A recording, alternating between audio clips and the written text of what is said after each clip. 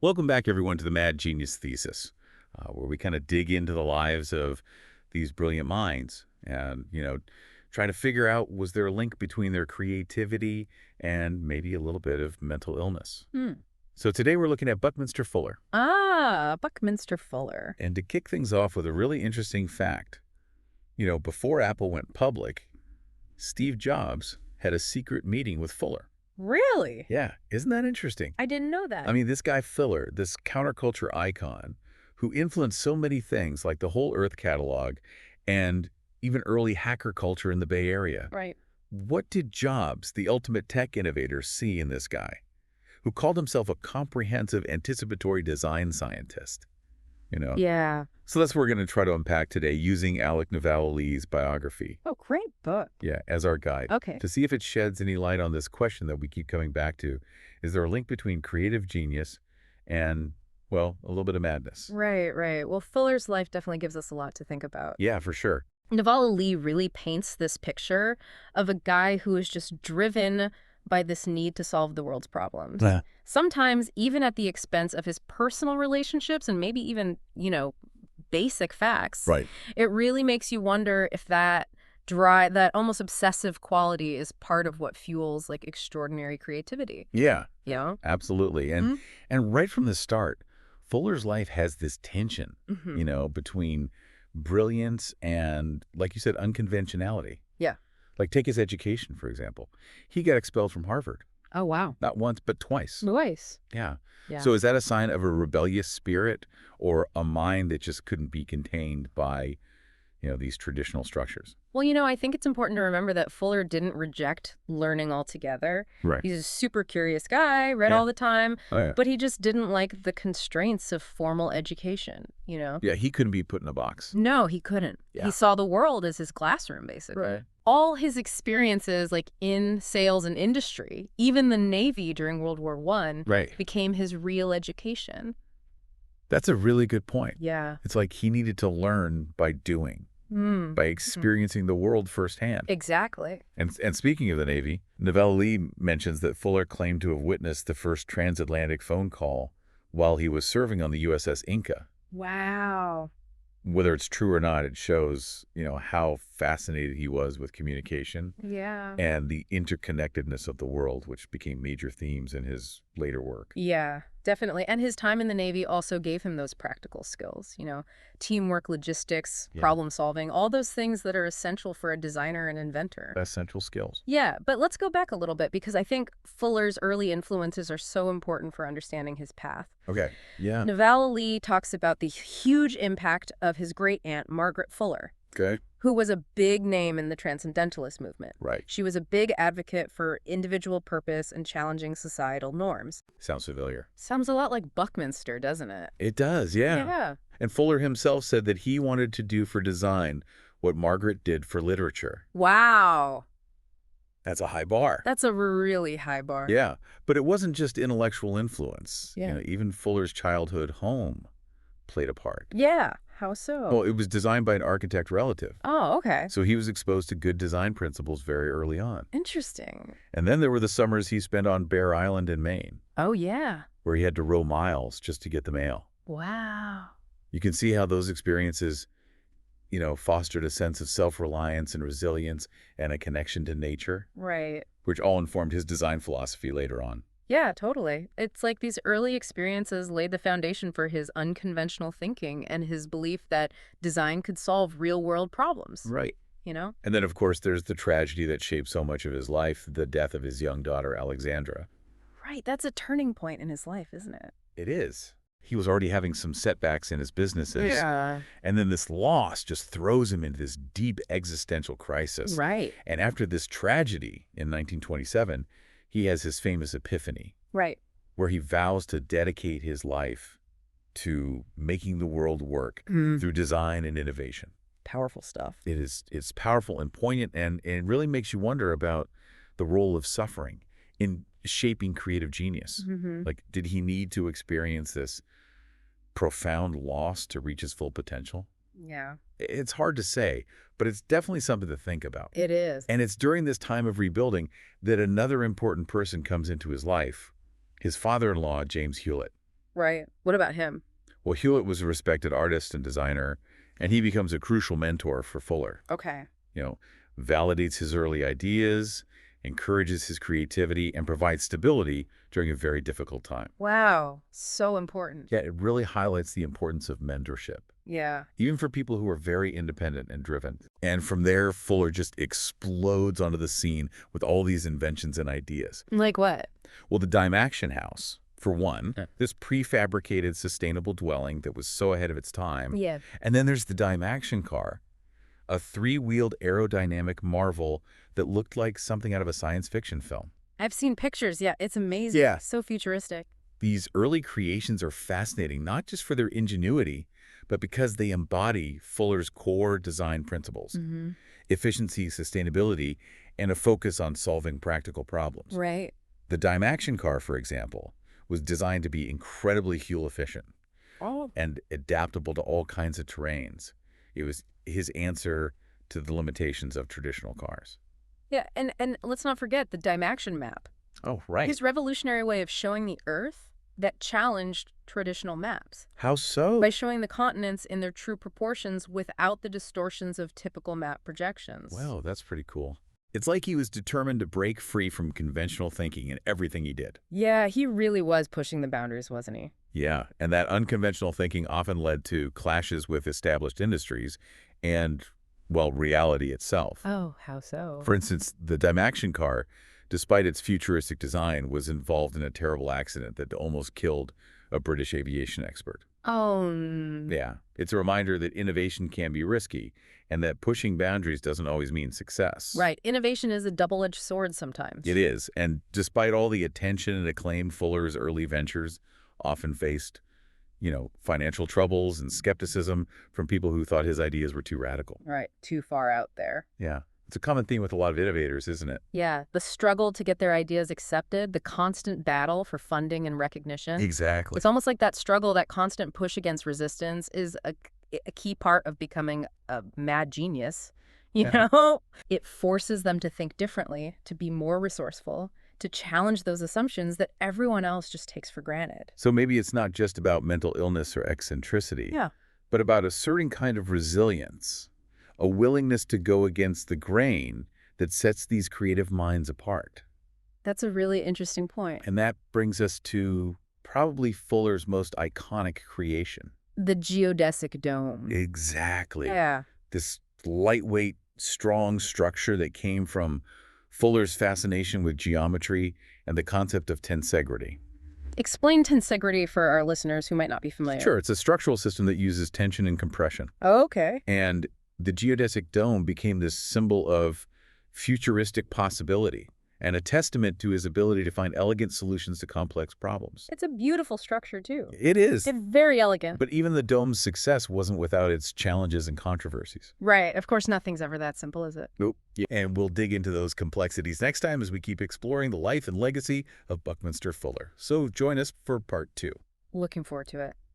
So, picking up where we left off, it's interesting to look at how Fuller's idea of tensegrity, which he used so well with the geodesic dome, actually kind of shows a bigger theme in his work. Okay. This idea of doing more with less. Yeah, tell me more about that. Like, how does tensegrity connect to efficiency?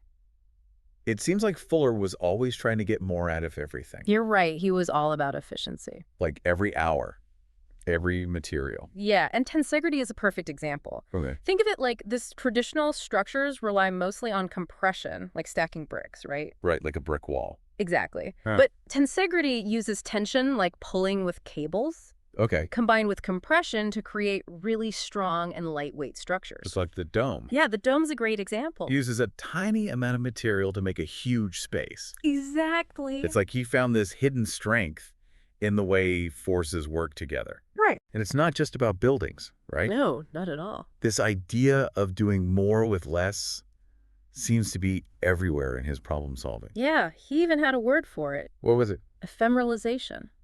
Ephemeralization. Yeah, it's about getting more and more results with fewer and fewer resources. So like a mantra for him. Totally a constant drive to be as efficient as possible. In everything. In design and how he communicated, even his sleep schedule. Oh, right, the Dymaxion sleep thing? Yeah, napping for 30 minutes every 6 hours. Talk about maximizing time. I know, right? Though I can't imagine that was great for his social life. Well, that's where things get a bit complicated. Okay. Nevala-Lee doesn't shy away from the harder parts of Fuller's personality. Right.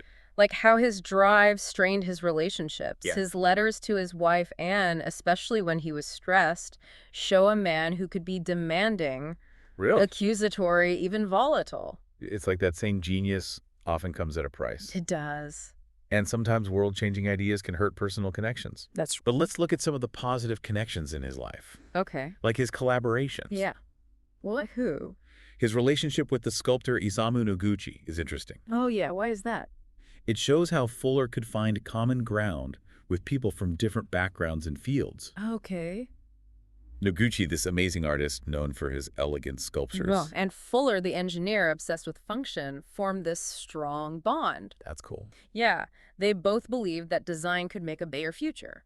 Even if their approaches were totally different. Exactly. And they even worked together on projects that combined art and science. Well, like what? Like that giant telegram they made to explain Einstein's theory of relativity. Wow, that's ambitious. It shows how much Fuller wanted to make complicated ideas understandable. Yeah, breaking down those barriers between fields. Exactly. And that talent for communication really comes through in his writing. Oh, yeah. His first book, 9 Chains to the Moon, from 1938, is this wild exploration of technology, society, human potential. All through Fuller's unique perspective. Yeah, and it's in 9 Chains that he really starts to develop his own language and philosophy. Right, with words like ephemeralization, synergy, and tensegrity. Exactly. Those terms became central to his brand of futurism. It's a dense book, for sure. Yeah, not an easy read. But it's full of insights that still matter today. I agree. He even sent the manuscript to Einstein for feedback. That's classic Fuller. Reaching for the stars, connecting with the best minds of his time. Yeah, but we can't forget about Cynthia Lacey, his longtime collaborator, Right. who Nevala-Lee suggests was also his romantic partner. Okay. She was super important in helping him shape his ideas and even co-wrote parts of 9 Chains. It's like that saying, behind every great man. There's a great woman. Yeah, whose contributions often get overlooked. And that's a pattern we see throughout Fuller's life. Yeah, forming these deep connections with collaborators, but also struggling with stable relationships. Especially with his wife, Anne. It's a complicated part of his personality, for sure. It is. But let's shift gears and talk about Fuller as a teacher and speaker. Okay. He had this incredible charisma that drew people in. Yeah. He could fill lecture halls with students who wanted to hear his vision of the future. He was a natural. He taught at Black Mountain College, this experimental art school, Oh, wow. alongside people like John Cage and Merce Cunningham. Imagine the conversations they must have had. Right. That's amazing. It was a hub for creativity and unconventional thinking. the perfect place for Fuller. Yeah, the perfect environment for him to nurture his ideas and inspire a new generation. Yeah, and it was at Black Mountain that his obsession with the dome really took off. Right. That first attempt to build a huge dome with his students using Venetian blinds. Venetian blinds. Yeah, it was a total disaster. Oh, wow. But it shows how willing he was to experiment, to learn from mistakes, and to push the boundaries of what was possible. He never gave up, did he? Never. That persistence, that refusal to accept defeat. It's another mad genius trait, isn't it? It is. Seeing obstacles as challenges to overcome, not reasons to quit. And in Fuller's case, that persistence paid off. It did. He finally perfected the geodesic dome, got patents, and attracted the attention of everyone from the military to counterculture groups. It's amazing how the dome became this symbol of the future. It really did. This solution to housing shortages, a testament to human ingenuity. Yeah, the impact of the dome is huge. For sure. It popped up everywhere. Yeah, World's Fairs, military bases, even Disney World. But like with a lot of Fuller's inventions, the hype sometimes went beyond reality. In what way? Leaky roofs, Hmm. impractical layouts, they weren't quite the utopia he imagined. Right. It's that tension between Fuller's idealism and the messy reality of his creations. It comes up again and again. He was always focused on the big picture, Yeah, solving those global problems. sometimes missing the practical challenges. And then there's his tendency to, well, let's just say borrow ideas. Oh, right, that whole thing with Kenneth Snelson and the tensegrity mass. Yeah, you really feel for Snelson reading those accounts. It seems like Fuller was so focused on his vision. That he wasn't always careful about giving credit. Right, it shows that genius can have a dark side. Yeah, the same drive and ambition that fuels innovation can lead to blind spots. Yeah. Ethical lapses and strained relationships. And for Fuller, that just gets more intense as his career goes on. Right, he becomes this global guru. Lecturing to huge crowds. Meeting with everyone from prime ministers to rock stars. It's like he goes beyond architecture and design. Yeah, becoming this larger-than-life figure. This symbol of possibility in an uncertain world. He was a master of self-promotion. Yeah, branding himself as Bucky Fuller. Right, this eccentric, optimistic, almost mystical figure. He even said he met aliens. I know. But underneath all that, there was real knowledge. Yeah, a constant curiosity. A genuine desire to make the world better. And that's what makes him so fascinating. He's this bundle of contradictions. Brilliance and ego, idealism and pragmatism. He'd be incredibly inspiring and deeply frustrating all at once. He really makes us think about those same contradictions in ourselves. Yeah. What are we willing to sacrifice for our goals? How do we balance ambition with responsibility? Those are questions that Fuller wrestled with his whole life. And they're still important today. Absolutely. And as his career goes on, he seems to move further away from actually building things. And more into the world of ideas and global problem solving. Exactly. He starts to see himself less as an architect or engineer. More as a philosopher, a futurist. Right. A comprehensive anticipatory design scientist, as he called himself. He becomes obsessed with understanding and addressing the big challenges facing humanity. Poverty, inequality, environmental damage. Yeah, he saw design thinking as the key to a better future. That holistic approach to problem solving. Right. And that's where his idea of spaceship Earth really takes hold. This idea that Earth is a closed system. A limited resource that we all share. Yeah, and that we need to think of ourselves as crewmates working together to steer the ship towards a sustainable future. He was talking about sustainability and global interconnectedness way before they became mainstream. Decades before. And he wasn't just talking about it, he was trying to create tools and frameworks for action. Like his world game. Right, this massive simulation to help us understand global resources and find solutions to inequality. It was an incredibly ambitious project. Maybe too big to really grasp. And like a lot of Fuller's grand visions, it never quite worked out the way he planned. True. But the main idea, using data and collaboration to tackle global challenges, is more relevant than ever. Especially now with climate change, resource scarcity, political instability. He was so ahead of his time. He was, and that's part of what makes him so interesting. This visionary, this provocateur, this relentless optimist who believed we could solve any problem. With enough ingenuity and collaboration. But he was also human. Capable of great good and profound selfishness. Brilliant insights and baffling pronouncements. He embodies that question we keep coming back to. Right, is there a link between creative genius and madness? And maybe there's no easy yes or no answer. Maybe it's about the intensity of their vision. That drive to push boundaries, that willingness to challenge everything. That sets these minds apart and also makes them vulnerable. That's a great point, and it's something we'll continue to explore in the last part of our deep dive. Right. As we look at Fuller's legacy, his impact on the world. Yeah, and the lessons we can learn from both his successes and his failures. So we're back for the last part of our deep dive into Buckminster Fuller. And we've talked about a lot, his unusual upbringing, his drive to solve these big world problems, his amazing inventions, and his kind of complicated personal life. Yeah, it's been a journey. It has. But now I'm thinking, what about his lasting impact? Like, how do his ideas still matter today, decades after he's gone? Right. That's the big question, isn't it? Was he just this brilliant, eccentric, ahead of his time, but ultimately forgotten? Or did he actually change the way we think about design technology and our place in the world? I mean, the geodesic dome is still pretty iconic, right? You see them everywhere, from museums to playgrounds to those music festivals. Yeah, and even as emergency shelters after disasters. Exactly. Yeah. So that's got to count for something. The dome's popularity definitely shows he had an impact, but I think his real legacy is much bigger than just one invention. Okay, how so? He changed how we think about design. In what way? Moving away from just looks and focusing more on function, efficiency, and sustainability. Right, he was all about ephemeralization. Exactly. Doing more with less, getting the most out of things while using fewer resources. And that seems super relevant now with climate change and limited resources. Absolutely. And it's not just in architecture and design either. Okay, where else? His ideas about systems, Seeing how everything's connected. They've influenced fields like urban planning, computer science, even environmentalism. That makes sense. And what about Spaceship Earth? Oh, yeah, that was revolutionary back then. This idea that we're all on this planet together, we got to take care of it. He was talking about sustainability way before it was cool. Yeah, decades ahead of the curve. And don't forget his focus on collaboration, bringing different people together to solve tough problems. Right, like his world game. Yeah, even though it didn't really work out, it was an early attempt to use data and simulation to fix global issues. So a pretty bold vision. Maybe too idealistic at the time. But that idea of using technology and collective intelligence to deal with things like climate change and inequality. It's more relevant than ever. It is. There's no doubt he was a visionary, seeing possibilities where others just saw limits. But we also have to talk about the not-so-great parts of his legacy. Right.